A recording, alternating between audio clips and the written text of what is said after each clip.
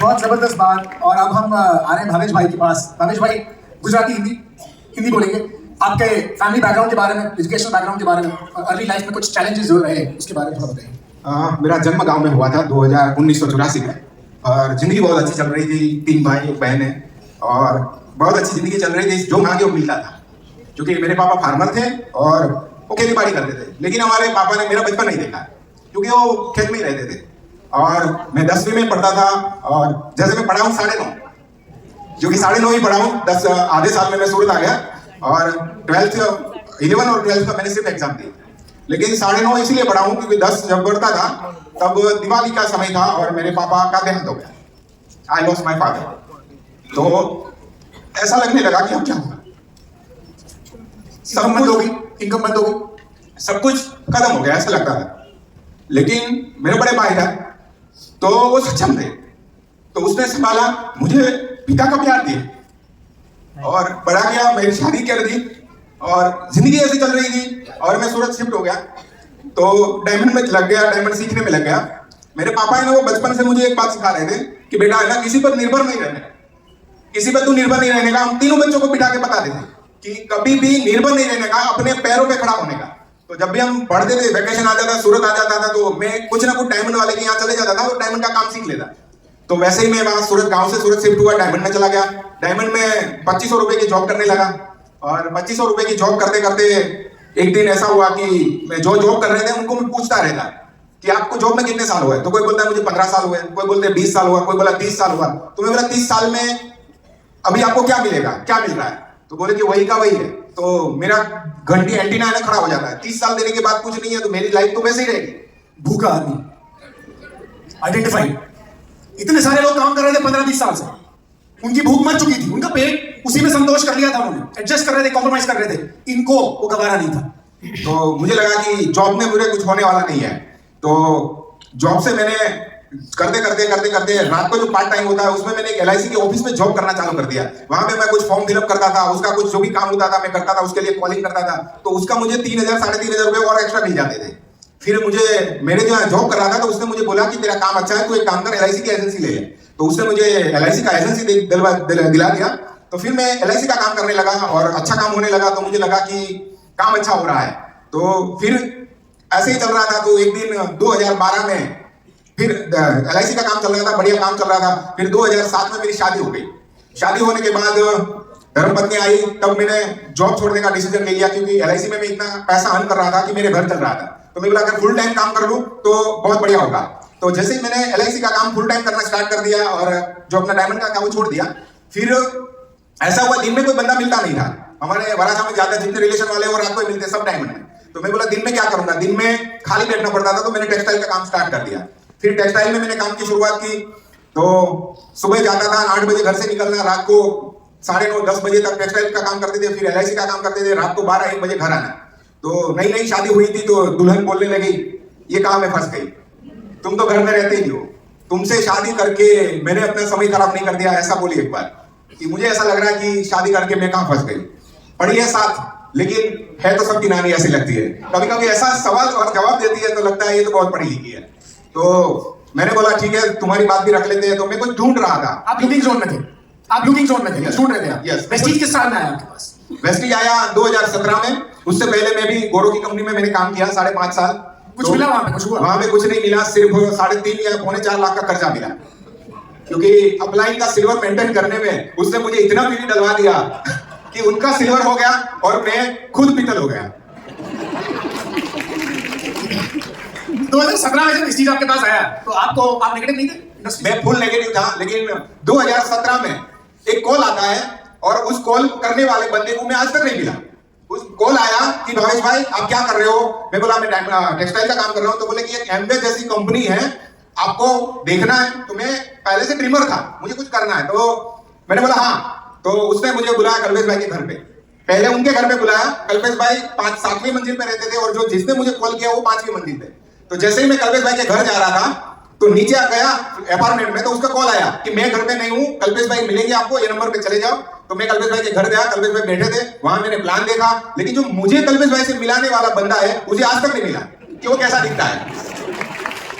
अगर भाग्य आपका बदलना हो तो निमित्त अपने आप आ जाते हैं। ब्यूटी पार्लर में सोनल बहन गई थी, प्लान दिखाने किसी और को गए थे, स्टेज पर सोनल बहन बैठी, वो है ब्यूटी पार्लर वाली बिजनेस। ये बहुत इंटरेस्टिंग बात है। हाँ जी कल्पेश भाई। जब मैंने शुरू किया बिजनेस तो मैंने अपार्टमेंट में नीचे रहते थे और एमआर थे वो, तो उनसे मैंने बातचीत की, वो तैयार हो गए, एक दो मीटिंग में ले गए, लेकिन मुझे लग गया कि वो ज्यादा चलने वाला नहीं है, तो उनसे मैंने लिस्ट निकाला और लिस्ट में भाई भाई का नाम था, तो मैंने बोला कोई बात नहीं, आप उन्हें बुलाओ और मेरे घर पे बुलाओ, हम दोनों मीटिंग करते हैं। वो मना करते नहीं बुलाऊंगा, लेकिन फिर भी श्रम में बुला दिया और वो था कि नहीं घर पे पता नहीं, लेकिन भावेश भाई को मना कर दिया और मेरे घर पे भेजे और मुझे पता चल गया वो नहीं करने वाला, लेकिन वो मुझे किसी बंदे को दे गए हैं और इसे कहते हैं डेप्थ बिल्डिंग। और आज तक भावेश भाई ने उस बंदे को देखा नहीं कभी, क्योंकि उसके बाद कोई मीटिंग में वो आया ही नहीं। भाग्य भावेश भाई का बदलना था, इसलिए भावेश भाई यहाँ पर है। भावेश भाई जानना चाहेंगे, जब आपने जर्नी शुरू करी तो एक बहुत बड़ा चैलेंज आपकी लाइफ में आया, समय हमारे पास कम है, हम उस चैलेंज के बारे में एक बार जानना चाहेंगे। यस, स्टार्ट किया वेस्टिज, तभी से चले गया, घर पे गए, बात किया, बीवी ने मना कर दिया कि ऐसा कुछ करना नहीं है, तो कल्पेश भाई ने और हर्षा बहन मेरे घर आए, जैसे ही नीचे दरवाजे पे खड़े रहे, मैं फर्स्ट फ्लोर पे रहता था, तो मेरी वाइफ ने देख लिया कि कोई आ रहा है नेटवर्क मार्केटिंग वाला, तो जैसे ही उनका देखा दरवाजा तुरंत बंद कर दिया, बोले कि बुलाया क्यों तुमने मुझे? मैंने बोला वो बुलाया नहीं है, नेटवर्क मार्केटिंग वाले हो, मेरे एलआईसी के दोस्त है, वो कुछ प्रीमियम देने आए हैं। तो जैसे कल्पेश भाई ऊपर आए और उसने राइस ब्रांड का बोतल निकाला और मेरी बीवी के हाथ में थमा दिया, बोले कि ये तुम्हारे लिए गिफ्ट आया है कंपनी से। तो जैसे ही गिफ्ट पसंद आता है सबको, तो उसने अच्छा लगा और गिफ्ट ले लिया। फिर कल्पेश भाई चले गए और उसी रात हमने, हमारे गुजराती में बोलते हैं भजिया, तो हमने उसी तेल में वही भजिया बनाया। बोले तेल अच्छा है, ये तेल खाना अच्छा लगता है मुझे, तो मैंने बोला ये वेस्टिज का है। फिर मैं गया वेस्टिज की शॉप पर, कुछ प्रोडक्ट लाए, घर पे रखा, तो चाय पत्ती ऐसे सब प्रोडक्ट देके और बोले कि चाय का कलर नहीं है, ये पोछा मारना अच्छा नहीं है, ये कपड़े धोने वाले उसमें झाग नहीं है, ऐसे ऐसे बहाने बनाने लगे। फिर मैं समझ गया कि इसको प्रोडक्ट समझ में नहीं आया है, ये वेस्टिज में मेरा साथ देने रहने वाली नहीं है, तो मैंने एक उल्टा रास्ता निकाला। मैं सुबह 8 बजे घर से निकल जाता था, रात को 1 बजे आता था, बाहर बैठता था सोसाइटी के बाहर गेट से, लेकिन रात को 1 बजे से पहले घर नहीं जाना। ऐसे मैंने 1 महीने तक किया।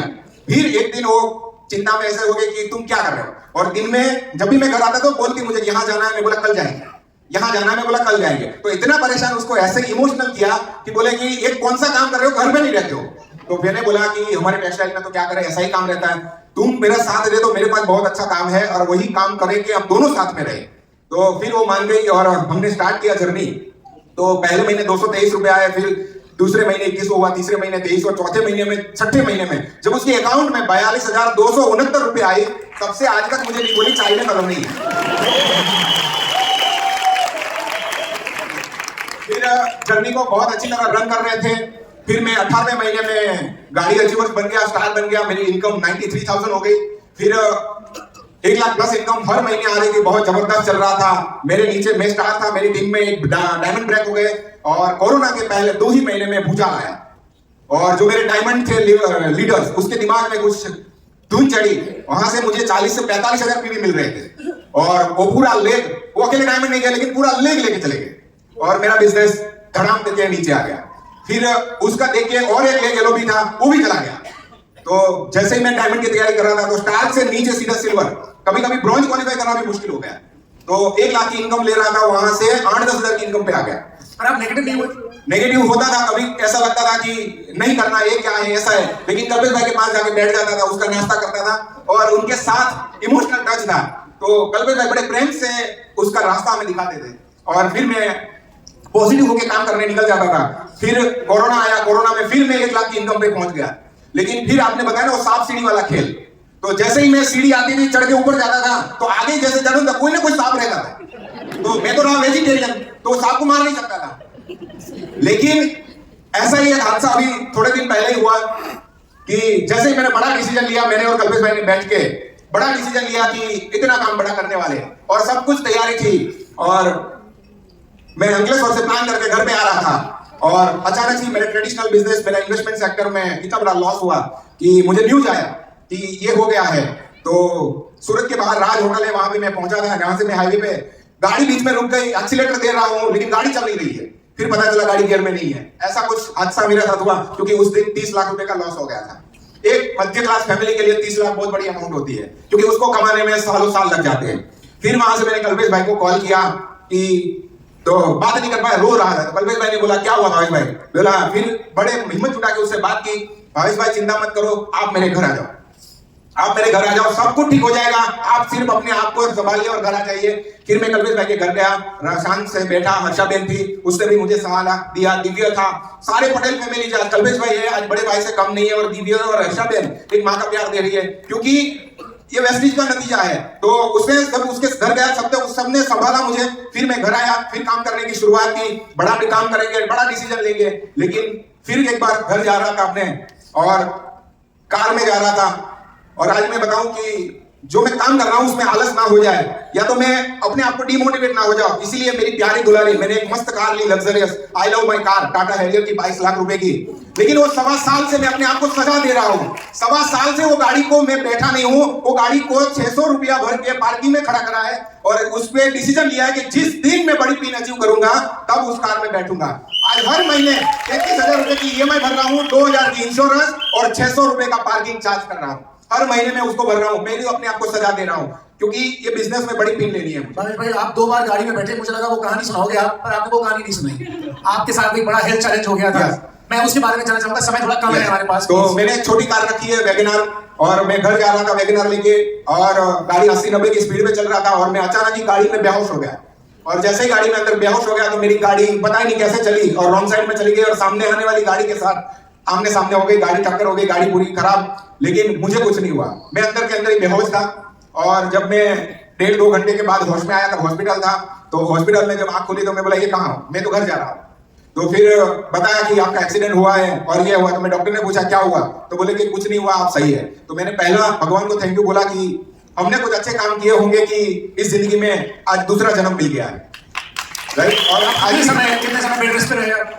लगभग 1.5-2 महीने मैं कंप्लीट घर में रहा, क्योंकि मुझे बार बार वही प्रॉब्लम आ रही थी कि कभी कल्पेश भाई के घर पे भी ऐसा हुआ है, मीटिंग के लिए गया हूँ और खड़ा था और नीचे पड़ गया, गिर जाता हूँ, दौरे आने लगे। यस। और मेरा ये बोलते हैं ना कि ये सिस्टम ही बंद हो जाता है, बात करते करते पता ही नहीं चलता है, जहां खड़ा हूँ कहाँ पे हूँ पता ही नहीं, सीधा धड़ाम करके नीचे गिर जाता हूँ। फिर आधे घंटे, कभी 1-1 घंटे, 2-2 घंटे, 3-3 घंटे में बेहोश से होश में आता हूँ। इसके बाद फिर आपने डिसीजन लिया कि थोड़ा और स्पीड से बिजनेस करेंगे। यस, और स्पीड से बिजनेस करने का नतीजा था मेरा बेटा।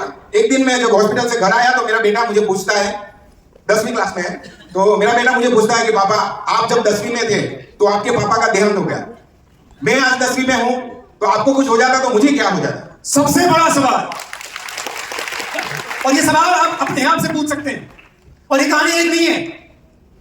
विवेक जैन जी जो दिल्ली से है, DOCD है, उनकी लाइफ नेक्स्ट लेवल पे हुआ करती थी। 91 में जब लोगों के पास साइकिल नहीं हुआ करती थी, वो इंडियन एयरलाइंस के प्लेन से सफर किया करते थे। एक दिन उनके फादर का एक्सीडेंट हुआ, 15 साल कोमा में रहे, उनका बिजनेस धड़ाम ऐसा आया कि जिंदगी माइनस में चली गई, खाने के पैसे नहीं थे। जब उनके पास SP भानु जी बैठे तो उन्होंने सिर्फ एक सवाल किया, कोई प्रोडक्ट नहीं बताया, कोई प्लान नहीं बताया, सिर्फ एक सवाल पूछा कि विवेक तुम्हारे पिताजी के साथ जो हुआ तुम जैसे तैसे संभल गए, अगर आज तुम्हारे को कुछ हो जाता है तो क्या तुम्हारा बेटा संभल पाएगा? वो दिन है और आज का दिन है। विवेक जी को 19 साल हो गए, वो आज हर बार सफल होकर स्टेज पर आकर इसी बात को दोहराते हैं कि उन्होंने इसीलिए इस बिजनेस को डिसीजन लिया, इस बिजनेस को करने का, और वही उनकी ड्राइविंग फोर्स है। भावेश भाई को ड्राइविंग फोर्स मिल गया उनका बेटा, उनके बेटे ने उनके लिए एक्सरसाइज कर दी, सही बात तो ये है, और आज वो ड्राइविंग फोर्स लेकर यहां बैठे हुए हैं। पूरे फैमिली रियूनियन से अगर एक बात लेकर चाहिए आपको तो इस बात को लेकर जाइएगा, आइडेंटिफाई करके जाइएगा what is your driving force which will keep you in this business for the years to come. 50 साल तक भी आपका परिवार इस बिजनेस को क्यों करेगा, वो ड्राइविंग फोर्स आज चाहिए। आज तक मेरा ड्रीम था कि मुझे UCD बनना है, लेकिन जब भी FRU में आया तो बाहर लॉन्च देखा UCD और DCD का, तो वहां भी भीड़ होने लगी है, तो ड्रीम चेंज कर दिया कि अब इस भीड़ में नहीं खाना खाना है, इस भीड़ में जाना है, राइट। तो और ड्रीम मजबूत हो गया। और जब बच्चा बोलता है कि कुछ क्या करेंगे अगर आपको कुछ हो जाता तो मैं बोला बेटा चिंता मत करना, इतना तेरा पापा तो काम कर ही रहा है कि अगर तुझे कुछ हो जाए, मुझे कुछ हो जाए ना, तो भी तो ये बिजनेस बड़ी आसानी से करके तू भी सफल होगा और तेरा भी परिवार सफल हो सकता है। जोरदार तालियां। Thank you so much Bhavesh भाई, समय हमारा हो गया है पूरा। कोई चैलेंजेस हैं? इतनी धीरे